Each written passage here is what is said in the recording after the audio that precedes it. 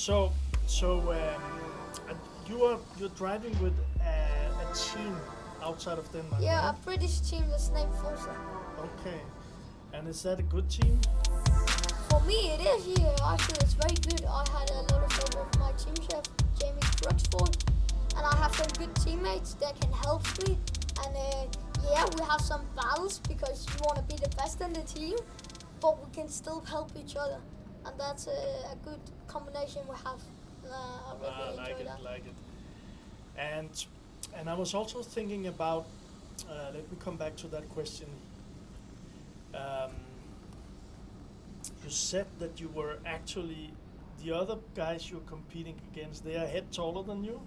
Many of them, some of them are too. Is that because you are small, or they are older, or? They are older. Like you, that year you got 12.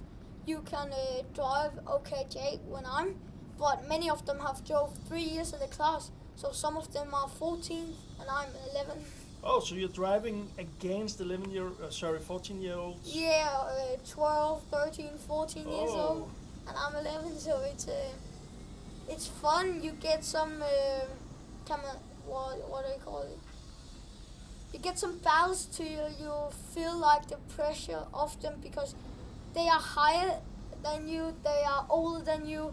They should be smarter than you. But my team chef, first time I met him, he just said, you need to turn 11-year-old brain to a 16 if you want to battle with them and fight with them and have a chance for it. So he told you to change your brain into a 16-year-old brain.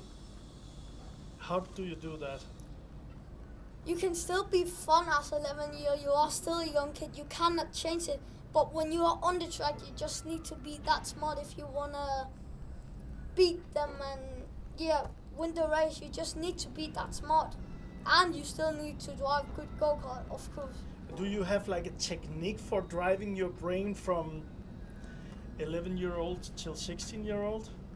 I'm just like, when I'm going on the track, I'm just driving as fast as I can. And that's all I can do, focus on my job. And if that's not good enough, then I just need to work on it. And when I'm off the track, I can have fun with all the others. But when I'm on the track, you just need to focus and do your best. Interesting.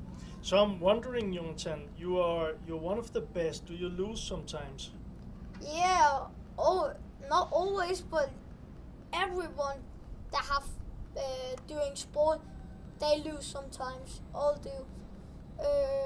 But we also have victories, and that's why we still are here, because if we lose, then it's not fun, then we don't fight for anything. But yeah, sometimes you have when it's go down, but you also have when it's go up. So yeah, I have a lot of both of them. You have both, yeah. Because I remember when I was a kid, I played badminton for many years. Yeah. Very competitive, like you're saying. But one of my big issues was when I lost, I was just beating myself up. I cried. I told my daddy I didn't want to play anymore. Do you have those moments too? Sometimes when I get really frustrated, I can. But because I'm going to mental motion, then Stine was her name. She has helped me a lot with it, and I'm much more calm. You never see Formula 1 drivers go out and say, oh my God, what are you doing? You're such a, you know what, and all this stuff. You see them calm and professional, and that's what we have worked a lot on. So could you share, do you have like 1 or 2 tips for how to, when you lose something, when things not goes as expected? I mean, sometimes maybe even it's a car, that's some technical stuff or whatever. Yeah. I guess, right? Do you have like 1 or 2 tips for, oh no, and then coming into the calm stuff? Yeah. When it's like, especially when it's the car, then you just think, oh my God, this should just not happen. But on the same time, if you do a mistake in the go-kart, if you drive off one time, then your mechanic not go out, oh my God, what are you doing? Such a big mistake. He just not say, he says, okay, we work on it, that's okay. You are human, you make mistakes. And like, you need to do the same when he do a mistake. He is also human. When he's fixing the car and all the stuff. So that's one tip where if the cards go wrong, and if you self do a mistake, that's what I hate most. I can accept if there's somebody else, then I know I have done my job. But when it's myself, I just think, oh my God, Jonathan, you are so stupid. What are you thinking about? Why are you doing this? And instead of just saying to myself, I'm stupid and all the stuff, they need to say, okay, why did I do that? When did I do that? And how did I do that? And then I'm just saying, okay, I did that because I think it was a great idea to do that. But if I was in the other car, you can just have seen, okay, that will not have worked. You just, yeah. So I'm seeing it from most, what do you call it? Perspective or yeah. So it's kind of like when you're in that situation and maybe the emotions could have taken over, what you're doing is actually you're debriefing, you're kind of looking into what happened, why did it happen, what can I do better next time, something like that. So it's off your emotions. It's more like, okay, what is the next strategies for me to improve the next time? Yeah, and when I then go on the track one more time, I was saying, okay, now if he have done something stupid to me, don't need to drive him off and do something that's not okay. But I can tell you, I will not be easy with him. He is gonna, if I meet him one more time on the track, I'm giving him a little bit more than I do with the others. Because that's just, not like it's over the line, because then you get penalty, and I understand that, because that's not okay. But you can't go a little bit more harder to him than you can to the others, because he got that last time. That's how sportsmanship is. That's sportsmanship. Cool. And what about you? One thing is that you're excited about doing the go-kart now, and from your first time doing it, like, whoa. But do you have kind of a goal or a vision or a dream? What is the next step? Or even in the future, is there something that you really want? I just want to live off motorsport. I feel like it's the best in the world. But yeah, I have a dream, and that's Formula 1. That's Formula 1? Every time I'm sitting and seeing Kevin Magnussen, for me, but my big idol is Lewis Hamilton. I feel he is such a good driver on the track. Off the track, I feel he is a bit more like rings in the ears and something. I want to be professional, but as good driver as him, because he has like all the time. I've just go 10 years back and see when he just started. First year when he come in Formula 1, he was close to win the World Championship, and next year he did it, and it's just such a story you have inside of motorsport Formula 1. And you see sometimes it's just something happens, you get crashed off and you lose the championship on it, and it's sometimes rain and the pit stop crew is not ready.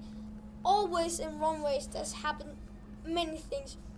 And I just love that when you have the adrenaline is pumping and you just focus and you are driving so long distance on the race, 70 laps or more. Monaco is 73 or 76 laps or something, and you just need to be focused. You cannot do one mistake, then you lose on it and you need to go pit and all the stuff. So I like that. You just need to do something all the time. So one thing is for sure, and that's what I when I thought about this interview first time, you're 12 years old and soon, but you have like this passion. It's just like coming out of your eyes. It's coming out of your body when you speak, and I'm really sitting and getting inspired about it, and I also really hope, because that's one of the things that I had in mind doing this interview, that this can inspire other kids, parents, even business owners with their business to find that passion. And from what I understand for you, it's not actually even something you find. Maybe is it coming inside of you, or? Yeah, it's just inside me. I love motorsport. Like my next step, I really wanted to go to Formula 4, and that's like Formula 1 just in smaller and not as large, So Formula 4 is the next step for you from go-kart? Yeah, I will hope it was. You hope, okay. I hope. And is that, we're not going too much into that, but is that like cars, or is like... That's cars. That's cars. Yeah, like when you have Formula 1, that's the highest of the highest. And then you have Formula 2, that's like, okay, are you in Formula 2? You have not one of the legs inside Formula 1, but you have a good chance to go to it. And then you have Formula 3, that's a bit, it's not as technology as Formula 1 or Formula 2, it's just Formula 1 is you need to pay more for driving it, and you pay less for Formula 2 and Formula 3 and Formula 4. So it's like you have the steps, and your age needs to be higher when you go to Formula 1 than Formula 4. And you just, that's a step forward to go to Formula 1. So you got the dream, and you know what the steps are to get there. Yeah. And you also told me, which I think was very interesting, you said that you are like Kevin Magnussen and Hamilton. You said you're watching videos with these guys. You follow them, and you're getting like passion when you watch them? Yeah, just not when they're driving, but also when you got the interview with them, how they got to it. They started as small kids as me. Maybe they just started drive go-kart right now as 11, 10 years old. I don't know. I started when I was 6.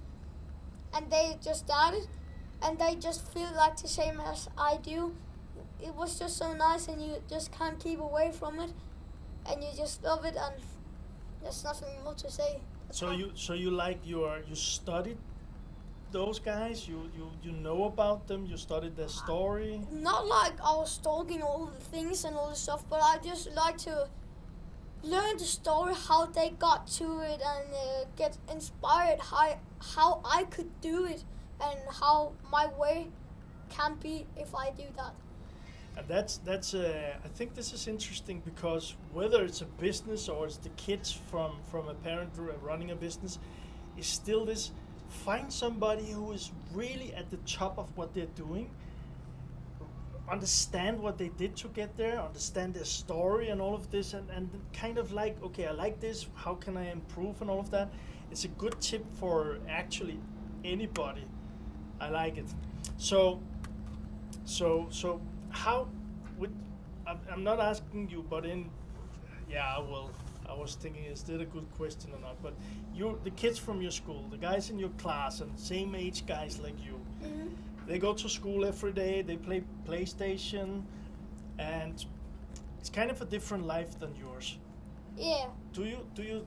Can you see something where you're like, whoa, if I could be with them? Or can you see something like, well, I wish they could see or experience the same thing as me? Sometimes I feel, sometimes I cannot play PlayStation with them, but at the same time, okay, I'm in Italy, I'm in Belgium, France, Finland. Are they that? Not really.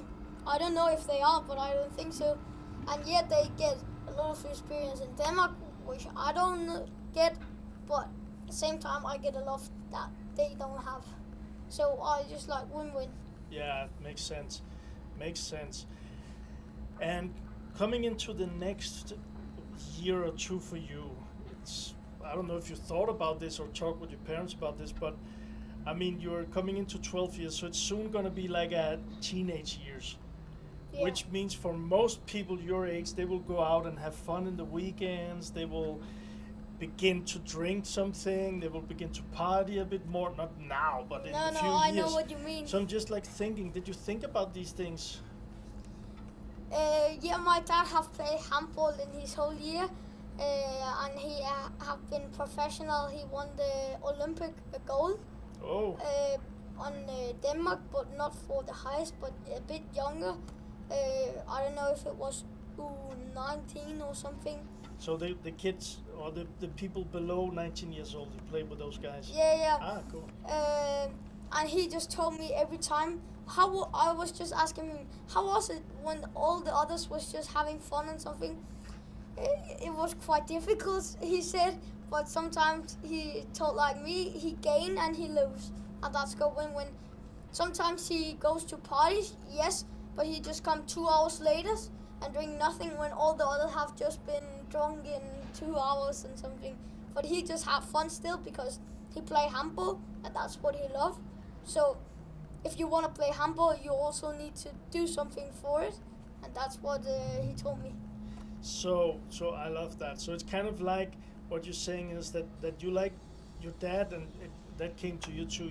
You not like, you love your sport. You have your vision. You know what you're doing, and you also understand that there will be, you love doing this, but other people are doing things that you might love to do too. So you have to make a decision, and with making this decision, you know that you're gonna sacrifice something, but you know you're gonna get what you love, and that makes it for the whole thing. Yeah, my dad told me absolutely the same. If you wanna do your sport exactly with sponsored go-kart, it's not free. It's a lot of money you need if you want to do it on high plane, as me. And you just say, okay, sometimes when the other are having fun, a birthday party or something, I just need to go out and find some sponsor if I want to drive go-kart.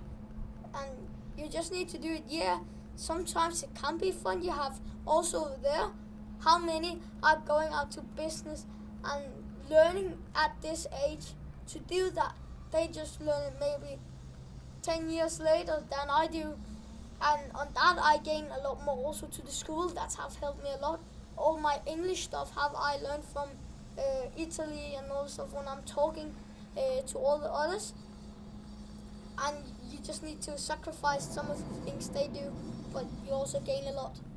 Yeah, and I mean, for kids or parents listening to this, I mean, yeah, you sacrifice, are going to sacrifice, it's a kind of a bad word, but beer, alcohol, parties, no sleep and all of this.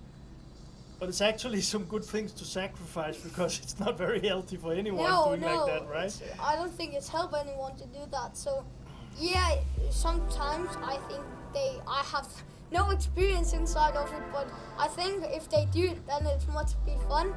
But I don't know. I have to think about it, so I'm totally into my sport instead of that. Yeah, I understand that. So it's kind of hip. How to say that? Hip. How to say that? It's theoretical. So yeah.